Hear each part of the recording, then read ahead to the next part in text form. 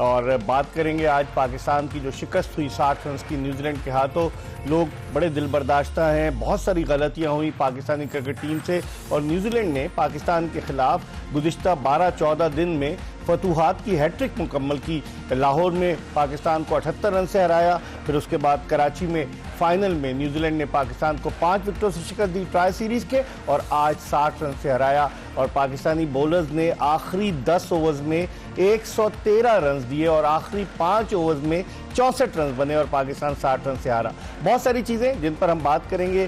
Kiwi team का जो हमने मवाजना किया था आज की नशियात में, जो आज हमने दोपहर को की और कल भी जिन चीज़ों की निशानदेही की थी हमारे एक्सपर्ट्स ने, आज वैसे का वैसे ही हुआ और उसके बावजूद हमने अकल के नाखून नहीं लिए। कब लेंगे? भारत के खिलाफ 23 फरवरी को डू और डाई मैच होगा और फिर पाकिस्तान क्या करता है। अपने पैनल का तारुफ आपसे कराते चलें। हमारे साथ मौजूद है पाकिस्तान के former test captain, former chief selector, former director national cricket academy Aamir Sohail. और आमिर सुहेल जो पाकिस्तान की उस 1992 की वर्ल्ड कप विनिंग टीम के मेंबर थे। आपको याद होगा सजदे में जो प्लेयर्स गिरे थे उनमें आमिर सुहेल भी नजर आए। उन्होंने सेंचुरी भी बनाई थी उस वर्ल्ड कप में और आमिर सुहेल से हम बहुत सारी बातें करेंगे। उनके साथ मौजूद है पाकिस्तान के test batsman, test opener Khurram Manzoor. Khurram मंजूर तवील अरसे से डोमेस्टिक क्रिकेट खेल रहे हैं, हालांकि इन्होंने आखिरी टेस्ट मैच 2008 में खेला, लेकिन अब 16 बरस बीत चुके हैं, अभी वैसी फिट हैं और टेस्ट क्रिकेट की तरफ उम्मीद तो लगाए बैठे हैं क्योंकि पाकिस्तान में कुछ भी हो सकता है। कोई भी प्लेयर, जब मिसबाह उल हक को घर से बुलाकर आप कप्तान बना सकते हैं 2010 के डिबैकल के बाद, तो पाकिस्तान में कुछ भी हो सकता है। इस पर हम बात करेंगे और गुफ्तगू के सिलसिले का आगाज़ करते हैं आमिर सुहेल से। आमिर, वो जो आप दिन में निशानदेही कर रहे थे कि टैलेंट को मैनेज करना, तो यहाँ तो टैलेंट एक्सपोज हो गया। देखिए, हमने यही बात की थी कि आपको थोड़ी सी अपनी थिंकिंग को एडजस्ट करना पड़ेगा, आपको थोड़ा सा क्लिनिकल होना पड़ेगा, मेथोडिकल होना पड़ेगा, तब जाके जिस तरह न्यूजीलैंड की टीम क्रिकेट खेल रही है तो आपको आउटस्टैंडिंग क्रिकेट खेलना पड़ेगी। और हमने यही बात की थी कि आपने ये देखना कि पिछले मैचेस में कहाँ पे आप लैग कर रहे थे, कहाँ पे आप जो थे वो गलत फैसले किए या आपकी स्ट्रैटेजी में झोल कहाँ पे था। हम यही बात कर रहे थे कि शाहीन शाह अफरीदी अगर आखिर में रन्स दे रहे हैं तो उनको दरमियान में ओवर करवा लें। अगर हारिस रऊफ जो हैं, अब हारिस रऊफ की बात कर लें, देखिए इतने टैलेंटेड हैं, जब भी आपने उनको मिडल ओवर्स में बॉल करवाए उन्होंने आपको विकेटें लेके दी और एंड में आके वो थोड़ा बहुत स्ट्रगल कर जाते हैं। सो आई थिंक लोगों ने उनको अंडरस्टैंड कर लिया हुआ है कि ये विकेटों के अंदर बॉल करेंगे, आगे गेन करने की कोशिश करेंगे और उसमें तैयार रहते हैं बाकी प्लेयर्स जो हैं, और उसमें काफी दफा उनके खिलाफ रन्स हुए हैं। तो आई थिंक आपको थोड़ी सी स्ट्रैटेजी चेंज करनी पड़ेगी। अगर आप विकेट, अगर 6, देखिए दुनिया का कोई बॉलर जो है वो 6 के 6 गेंद यॉर्कर लेंथ पे नहीं गिरा सकता। अगर आपने ऊपर नीचे गेंद किया तो आपको चौका ही पड़ेगा या छक्का पड़ेगा। ज्यादातर इनको एंड में जो रन्स हुए हैं ऑन साइड पे हुए हैं। आपको स्ट्रैटेजी चेंज करनी है। अगर शाहीन शाह अफरीदी को दरमियान या आखिर में मार पड़ रही है तो instead wicket to wicket ball करने के आप नेचुरल एंगल जो है उसके साथ क्यों नहीं बॉल करते? आप ऑफ स्टंप के बाहर से गेंद को बाहर क्यों नहीं निकालते? एक उनको बैकवर्ड पॉइंट दें डीप, एक एक्स्ट्रा कवर थोड़ी सी रखें, मिड ऑफ पीछे रखें और इधर से गेंद करवाएं। जब आप इधर गेंद शॉट मारने की कोशिश कर रहे होते हैं तो आप बड़े जोर से मारते हैं, यहाँ पे फिनेस चाहिए आपको ऑफ साइड पे मारने के लिए।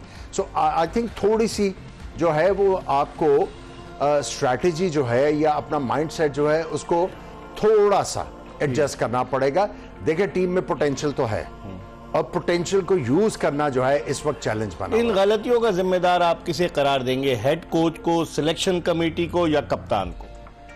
देखिए ये तो जब आप क्रिकेट की बात करते हैं इट्स अ कलेक्टिव एफर्ट। यहाँ पे शाज़ नाज़िर ही होता है कि वन आउटस्टैंडिंग परफॉर्मेंस हो, जिस तरह ऑस्ट्रेलिया के बैट्समैन ने जब अफगानिस्तान के खिलाफ इतना मैक्सवेल ने स्कोर कर दिया, it happens once in a blue moon. So आपको ये कलेक्टिव रिस्पॉन्सिबिलिटी लेनी है, आपने कलेक्टिव जो है वो आपने जिम्मेदारी लेनी है। आप एक बंदे के ऊपर जो है ये सारा कुछ पिन नहीं कर सकते। खुर्रम, आप कैसे देखते हैं? गलतियां हुई, खुशदिल शाह ने अगरचे 60 और रन स्कोर किए, लेकिन इसका ये मतलब नहीं हुआ कि उनकी टीम में जगह पक्की हो गई। जिस अंदाज से आखिर में कीवी बॉलर गेंद को छोड़ रहे थे, ढीला फेंक रहे थे, वो उनका थोड़ा सा इंटरेस्ट भी कम नजर आ रहा था। पाकिस्तान ने रन जो किए, आप समझते हैं खुशदिल शाह को जो छुपा रहे थे कप्तान रिजवान, कभी स्क्वायर लेग पर, कभी मिड विकेट पर, कैच भी ड्रॉप हो रहा है, कहाँ देखते हैं उसको? आज लगता है गेंद ताकुब करी थी। क्रिकेट में कहा जाता है कि जिसके जो छुपाया जाता है जिसको, उसी के पीछे गेंद जाती है। नहीं, ये कहीं ना कहीं ये सच बात है। अगर आप बॉल से खुद बचते हो या छुपा रहे, आपको कोई छुपा रहा हो तो आपके पीछे बॉल लग जाती है, ये नेचुरल सी बात है। अब रही बात जहाँ तक उनकी बॉलिंग की, मुझे ऐसा लगा कि जो 43 ओवर जो उनको दिया गया है, असल में मोमेंटम न्यूजीलैंड की तरफ वहां से उनकी तरफ गया है। उसी ओवर में जो फिलिप्स ने उसको छक्का मारा है, वो बहुत अच्छा बॉल था और शॉट बहुत एक्स्ट्राऑर्डिनरी था। उसके बाद उसने नहीं रोका, पलट के नहीं देखा, उन दोनों ने खुल गया। उसके 43 पे कैच गिरा है टॉम का, उसके बाद उसने 100 पे एंड किया अपने आप को। 43 ओवर्स में उसने मोमेंटम पकड़ा है फिलिप्स ने। उसके बाद उसने आखिरी ओवर तक जिस तरह पाकिस्तानी बॉलर्स को लिया आड़े हाथ, इसकी बेसिक वजह है गलत टाइम पे गलत बॉलर को देना। बॉल ने कैसी बैटिंग की है, नो डाउट। देखें, इस तरह के प्लेयर को ना एक अच्छी हिट चाहिए होती है।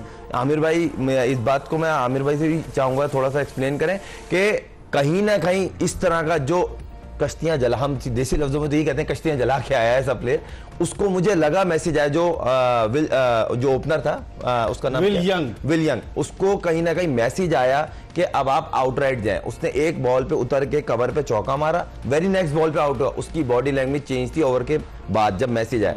उसके बाद ये आया है, इसने एक ओवर में अपने आप को एडजस्ट किया। जब बड़ी हिट लगी 43 से 46 ओवर के बीच में 4 छक्के और 6 चौके लगे। ये 3 ओवर का बता रहा हूं मैं। उसके बाद मोमेंटम बना है और फिर उसके बाद न्यूजीलैंड ने पीछे पलट के नहीं देखा। इसमें एक चीज ऐड करना चाहूंगा, ग्लेन फिलिप्स की इनिंग्स जो थी वो रिस्पॉन्सिबिलिटी और अग्रेशन का बहुत आला मिक्स था। पहले अगर 16-17 बॉल उनके देखें, उनके 13-14 रन थे, 13-14 रन थे उनके, और उसके बाद बाकी 24 गेंदों के ऊपर उन्होंने 50 के करीब रन कर दिए। सो पहले वो सेफ्टी जोन में गए, सेफ्टी जोन में आने के बाद उन्होंने कहा अब जितने भी रन बनेंगे वो बोनस है। अब आप देखें उनको, आप इनकी आखिर की जो हिटिंग है उसमें जो मैक्सिमम नंबर ऑफ रन्स बने हैं वो from mid off to fine leg बने हैं। ज्यादातर रन्स जो बने हैं वो ऑन साइड के ऊपर बने हैं। इसका मतलब क्या है कि उनको पता है कि इन्होंने विकेट टू विकेट बॉल करने हैं, और ये हम बहुत अरसे से करते आ रहे हैं। हमने अब जो है अगर आगे क्रिकेट में बढ़ना है तो थोड़ी अपनी जो है थिंकिंग उसको एडजस्ट करना बहुत जरूरी हो गया। देखिए, टैलेंट आपकी टीम में है, इसमें कोई शक नहीं, लेकिन टैलेंट को यूज भी जो है वो करना भी आर्ट है ना।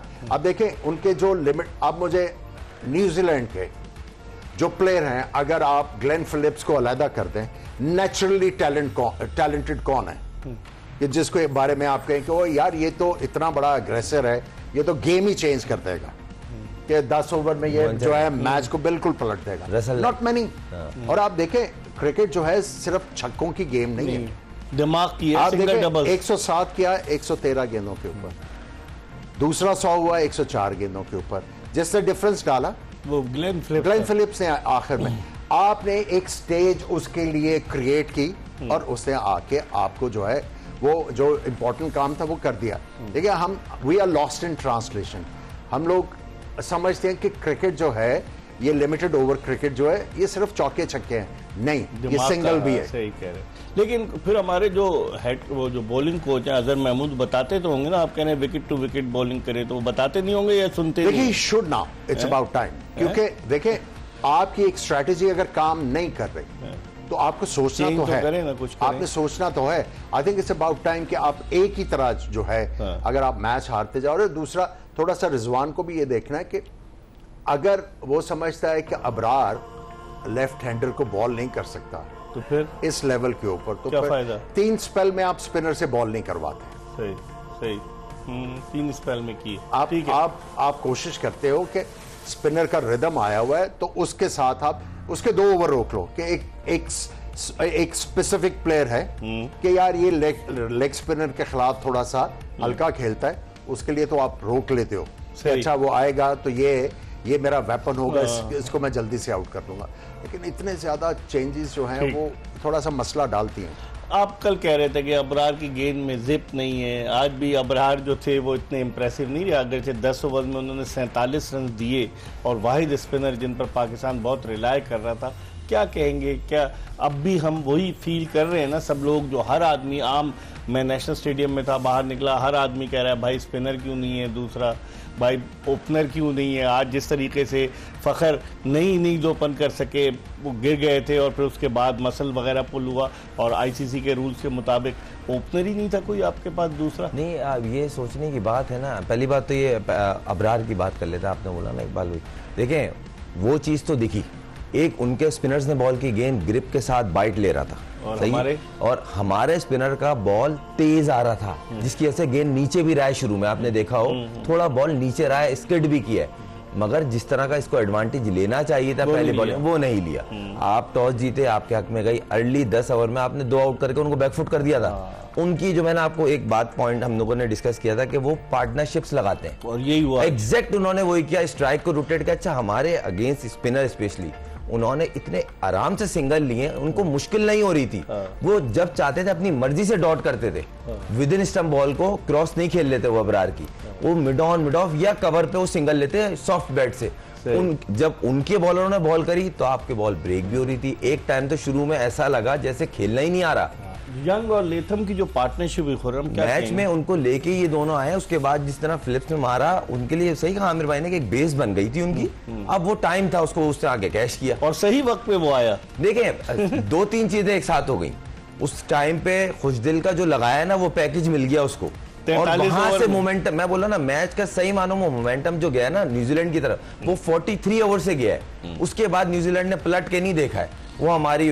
उसके बाद जो नया बॉल पे जिस तरह उनके दोनों बॉलर्स ने हमारे बैट्समैनों को बॉलिंग की, with in stump hard line को हिट कर रहे थे और जोर से बॉल कर रहे थे। लग रहा था बॉल आके ना, पता चल रहा था कि लग रहा था सही 143, 144, 148 इस तरह बॉल आके जब लगे बैट पे और विद इन स्टंप, आपको स्पेस ही नहीं। आमिर भाई से अभी मेरी बात हुई थी ब्रेक में, उन्होंने सही बोला कि एक कवर पे चौका मारा, उसके बाद उन्होंने विद इन स्टंप किए बाबर को बॉल कि हम यहाँ तुम्हें पैक करेंगे, अब तुमने एक्स्ट्राऑर्डिनरी कुछ कर। जैसे हमने दोपहर बात की थी, उनके रन जो लीक हो रहे हैं आप उनको सही लॉक कर दे। लेकिन आप बढ़िए सलमान अली आगा को क्यों 3 ओवर्स दिए? ये क्या उस पर कॉन्फिडेंस नहीं है कप्तान को, या खुशदिल शाह को वो चाह रहा है कि ज्यादा से ज्यादा, जो हकीकत है कि खुशदिल शाह को मौके फराहम किए जा रहे हैं? आप क्या वजह क्या समझते हैं? देखिए सलमान अली आगा को 1-2 स्वीपें मार ही लेते हैं, लेकिन मैं फिर वही कहूंगा आपको रिजिड नहीं होना अपनी थिंकिंग में। एज ए स्पिनर कई दफा अगर आपको ये लग रहा है कि ये प्लेयर जो है वो टांग के ऊपर बहुत तगड़ा, आप अपनी लाइन चेंज करते हो।